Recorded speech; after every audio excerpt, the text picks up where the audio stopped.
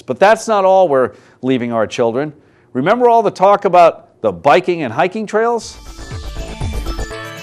Being a member of the Heritage Valley Civic Association, has he changed his mind on the bike paths? I would love to support a bike trail for Heritage Valley. My children and I bike all the time, and we would love to have a bike trail going to the park. As long as there's a safe way to get to the park, we'd love a bike trail. Well, just last month, I showed you the new biking and hiking trail that we constructed in Washington Lake Park. It begins behind the amphitheater and continues through the woods to the football complex on East Holly Avenue. The trail contains a beautiful raised boardwalk and covers about 1,800 feet. It was funded through a grant from the State Department of Transportation and did not cost taxpayers any additional money.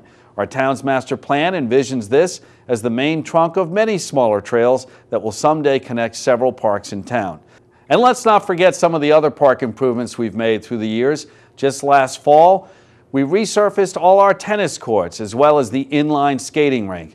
Also, our girls' softball building sprung from the ground. And finally, I'd like to also thank all of our park rangers who have done such an incredible job throughout my tenure. The parks look great, and it's a tribute to your hard work. And you know, as I look back tonight on the ground we've covered on Ask the Mayor, it's hard to believe we managed to pack it all into the show. But we did. And this year, with some help from our friends at Kennedy Health System, we introduced a new segment that offered friendly advice and medical tips for residents.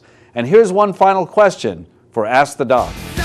Doctor, give me the news, I gotta... Hey Doc, it's cold and flu season again. If I've had the sniffles for a few days, how can I tell the difference? And what can I do to prevent them? You know, that's a great question, and we get that question quite often here in the office. One of the biggest differences between the cold and the flu is that the cold symptoms can persist with a runny nose and a persistent cough, whereas the flu, you can get high temperatures, 102, 103, severe body aches that just don't want you to get out of bed. There are some simple tips that you can do to help prevent the flu and the cold. One of the things we do recommend, of course, is the vaccine, the influenza vaccine, and we do recommend that for anyone who wants to get it, number one. Number two, for people who are actually immunocompromised, or if you're around a lot of sick people, it's always recommended that you get the flu shot. One of the best things that we ask people to help prevent cold and flu is washing your hands, thoroughly washing your hands. Also, if you're going to cough and you're going to sneeze, please have a tissue and a hanky handy. You don't need to spread your germs to others.